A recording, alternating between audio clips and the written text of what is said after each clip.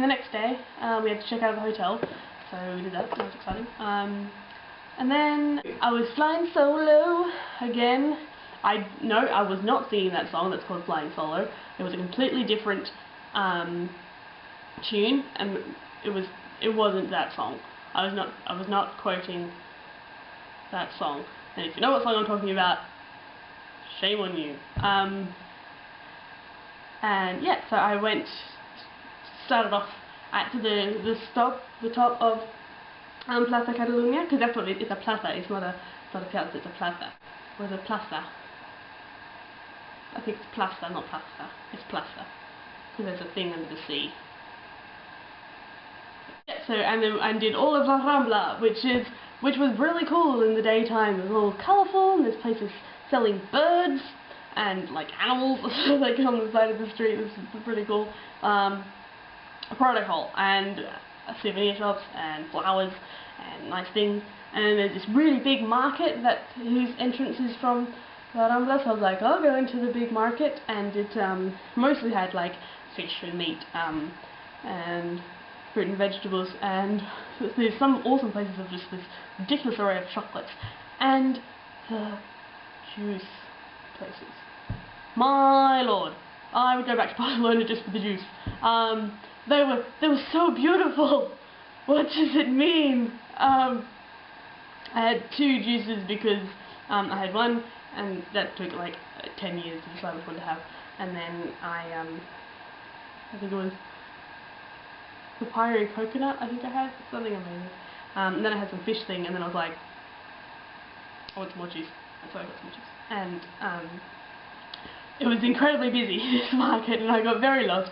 I didn't know what I was doing. So I saw a lot because I couldn't get out. And when I decided that I wanted my second one, I was actually out. So I was like, no, I want some more juice. So I went back in. And here's something that I learnt, and I'll take this as a traveller's tip. In fact, a tip for life. This is my words of wisdom. Me to you. Don't forget this ever. When you're in Barcelona and you go to the market, the further into the market you go, the cheaper the juice. Write that down. Don't forget. That's my ultimate word of wisdom. I'll never say anything more useful in your life than what I've just said. So do that. And then worked further down the Rambla. Another cool thing about La Rambla is all these, you know how people like dress up as things and stand on the side of the road and like make you give them money. The coolest ones are in La Rambla. Like mostly they just annoy me, but I'm like, really? Because everybody has this. There's this one costume where you look like an Egyptian sarcophagus, and they just stand there, and I'm like, I've seen this before. I'm not gonna. You're just standing there. But no, the ones in Barcelona are really cool. I didn't photograph all of them, but here are some of them, and I gave money to these ones. They look like they're made out of sand. If they were actually made out of sand, I'm less impressed and I want my money back. And then there were some markets with things like jewellery and scarves, so I bought earrings and a scarf. And then I walked through the Gothic quarter, which is like old streets. Looked at the outside of a church, just wandering, and then I got to the cathedral, which was disappointing because it was like covered in scaffolding. Like normally when like buildings are being renovated, you can see most of it, but you couldn't see shit. Like it was like covered, and all that. Oh well, that's disappointing. I didn't go inside because I didn't wanna. And I went to the Park Güell, which was designed by Gaudi, and is really cool. And here's another tip, less important, but if you want to go to the Park Güell and you decide to take the metro and get off at the nearest metro stop and just walk, like I was looking at the map, it's like not that far. I mean it's a walk, but I'm sure I can look at things. It's quite a trek. It's mostly uphill. I walked up these stairs, and then they give you escalators because it's too high. So you're standing on these escalators going up this giant hill. So it was quite a workout. You could tell that all the people, there was like, it's a big tourist spot, this park, so this huge amount of tourists going up together, just being like, what the are we doing? Like, I didn't sign up for this. It's like burning thighs, and it was quite funny. And felt quite triumphant once we got to the top. Once you get to the top, from this entrance to the park, like, you have to walk all the way down again to get to the like the proper entrance of the park. Like, it's silly. You can take a bus from a different one and do that instead. Unless you want to feel triumphant like I did. The park is pretty cool. There's some pretty cool things that are good, and there's a museum that was like where Gaudi lived for a little while. So it's got lots of furniture in it that he designed. That's quite nice. And there's this big sort of square in the sense of piazza, not in the sense of the geometrical shape of the square, where there's this huge bench that runs alongside it with like a mosaic pattern, because Gaudi was pretty into mosaics. And I found a good spot in this bench to sit there and read my guidebook and like learn things and whatnot and have a view of the city. And then this French family rocks up, and about 3 of them sit on one side of me, and they're like, take a photo, because oh, the French accent.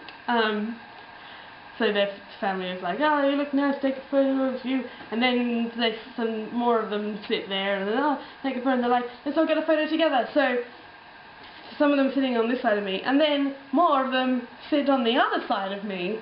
And then the guy's like, take a photo. I'm like, I'm in the middle of this French family portrait at Park Güell. So I was like, I'm gonna leave. So I just sort of, because I don't speak French, interestingly enough, I just sort of look at them like, and then just bail, and they're like, ha ha ha ha ha. I was like, what the fuck? I just got bullied out of my good seat by French people threatening to take a family portrait of me. What?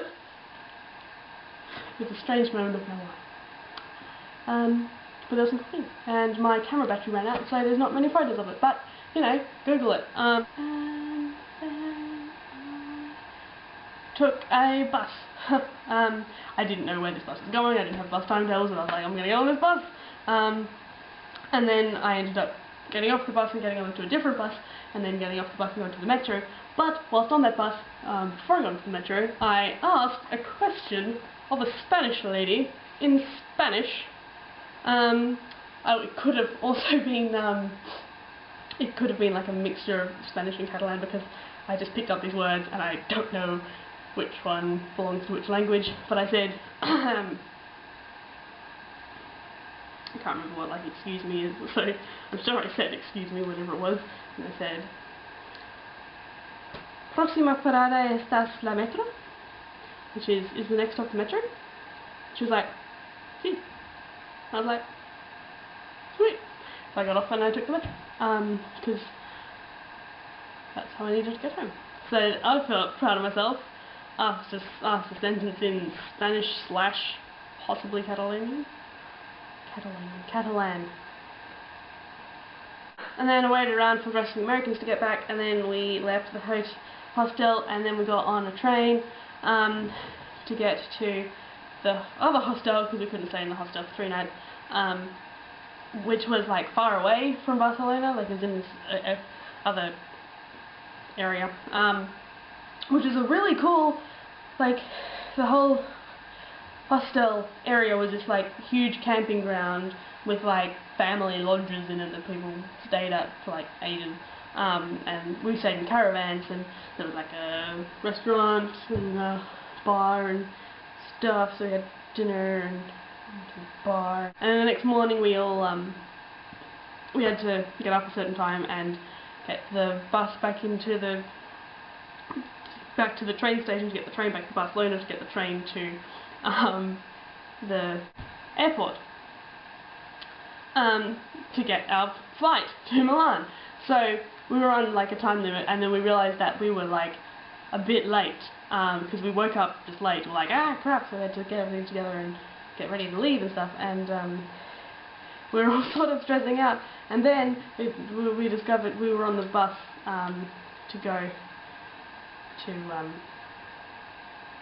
the train station, and Laura discovered that she had left her passport at the hostel, and she would have to go back and get it if she wanted to, like, leave.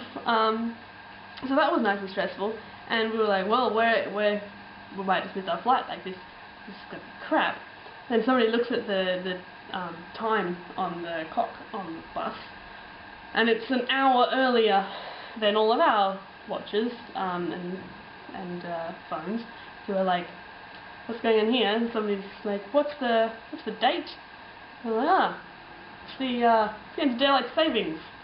So we were just gifted another hour out of nowhere. Well, out of daylight savings. So that was bloody exciting. So it meant that we were perfectly on time to get back to Milan. And we hung out at the airport for a little while, and I had a sandwich. There's a word for sandwich. Nope, don't remember it. With a tortilla, which is an omelette. Well done. And then we went back to Milan, and it was funny because like the weather in Barcelona was lovely and sunny. It was just great. And then when the pilot was telling us that we're about to land in Milan, he was saying, "Oh, it's the weather in Milan is it hesitates and it's raining." And like, oh, good old Milan with your abysmal weather. So yeah, we landed and it was just pissing down and remained pissing down until we till the next day probably. So that was Barcelona, and it was bloody lovely. I enjoyed myself a lot and was just really into it, and it's a really good place. I recommend it as a place. There were lots of other things that I would have liked to see, including an amusement park on a hill, which looks really cool, but didn't make it there. I'd go back. I like it. Okay, so I hope you enjoyed this. There was some interesting information in here. I'm sure you believe that. So, here it is.